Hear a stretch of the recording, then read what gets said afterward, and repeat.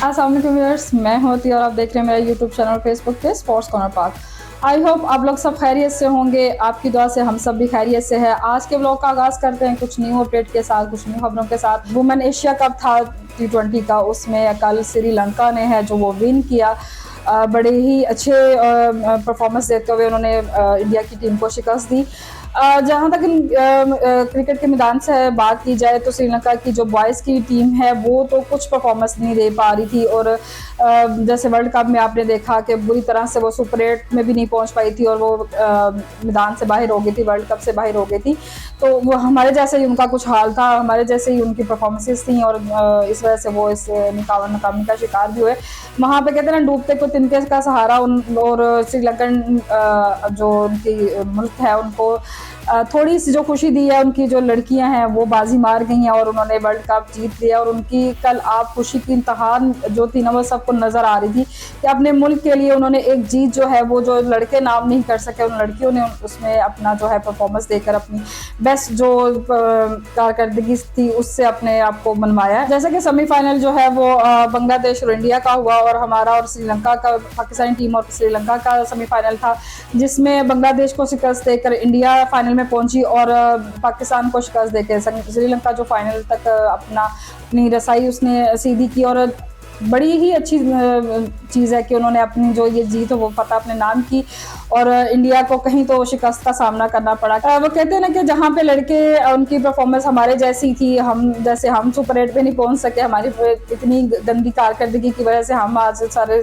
दुनिया में क्रिटिसाइज हो रहे हैं। इसी तरह श्रीलंकन टीम भी जो है वो इसी तरह अपने जो है वो खिलाड़ी जो उनकी जो गंदी इतनी परफॉर्मेंस थी उसकी वजह से बेचारे इतने क्रिटिसाइज हो रहे थे, लेकिन वहाँ पे लड़कियों ने जो है वो उनको कुछ तो खुशी के लम्हात दिए हैं। चले, हमारी तरफ से बहुत बहुत उनको कांग्रेस। चले, इसी के साथ दूसरी चीज़ों को भी हम ऐड ऑन करते हैं कि अगर जहाँ पे श्रीलंका के बॉयज़ की बात करें तो इंडिया और श्रीलंका के दरमियान में जो भी उनकी सीरीज चल रही है, सूर्या कुमार यादव के कप्तानी में ये पहला मैच है खेला गया, जो कि स्टार्टिंग में तो लग रहा था कि ये श्रीलंका बाजी ले गया। जो इंडिया ने 243 का हदफ दिया, उसके मुकाबिल जब स्टार्टिंग में मैच स्टार्ट हुआ तो लग रहा था कि इंडिया जो है वो बाजी हार रहा है और श्रीलंका जो है वो बाजी जीत जाएगा, क्योंकि 140 तक जो है वो एक भी आउट नहीं कर पाए थे इंडियंस, और उनके दो प्लेयर्स नहीं उनकी जो उनको धूल चटाई हुई थी। लेकिन कहते हैं ना, जब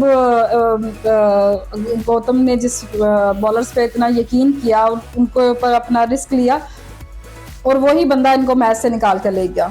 और उसके बाद एक विकेट गिरी, उसके बाद सारी विकेट गिरती गई, और कैन यू बिलीव के 170 पे श्रीलंकन टीम सारी आउट हो गई।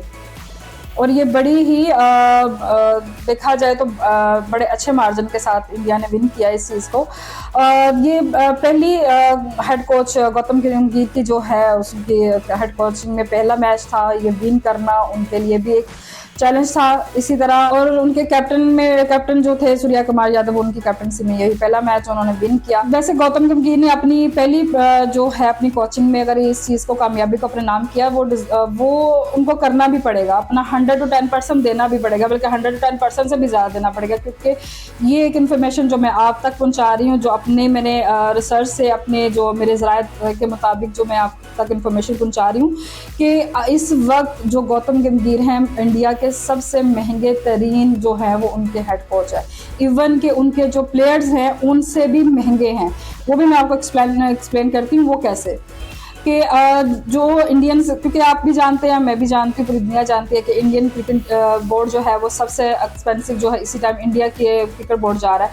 बीसीसीआई ने गौतम गंभीर को हायर करने के लिए, उनको अपने उस चीज़ को कोचिंग के हेड करने के लिए जितना जैसे कि ख़जानों के मुँह खोल दिए कि भाई आप जो मांगे हम आपको देने के लिए तैयार हैं, लेकिन आप इंडियन टीम को जो है वो कोच करें।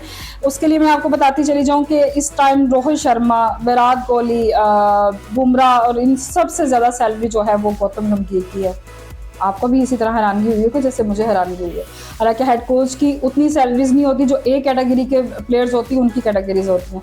वो भी मैं आपको बताती हूँ कि जो इंडियंस की ए कैटेगरीज हैं उनकी 7 करोड़ सालाना जो है वो सैलरीज होती हैं, जो बी कैटेगरी उनकी 5 करोड़ होती है, जो सी कैटेगरी है उनकी 3 करोड़ होती है।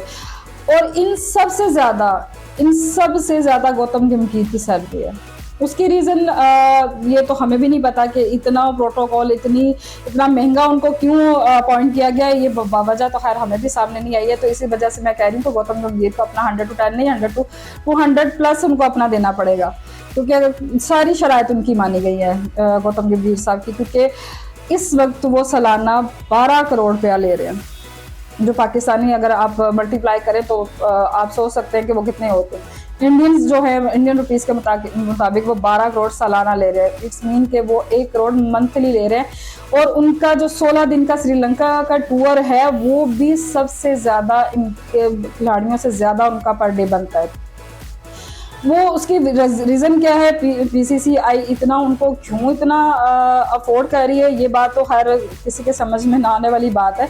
क्योंकि बीसीसीआई के दिमाग में क्या चल रहा होता है, क्या प्लानिंग कर रही होती है, ये तो उनका ज़रा आगे जाके उनकी गेम का समझ में आता है कि वो करना क्या चाह रहे हैं। क्योंकि इस वक्त गौतम गंभीर साहब की जो शराइत थी कि जी वो बिज़नेस क्लास में ट्रैवल करेंगे, वो मानी गई।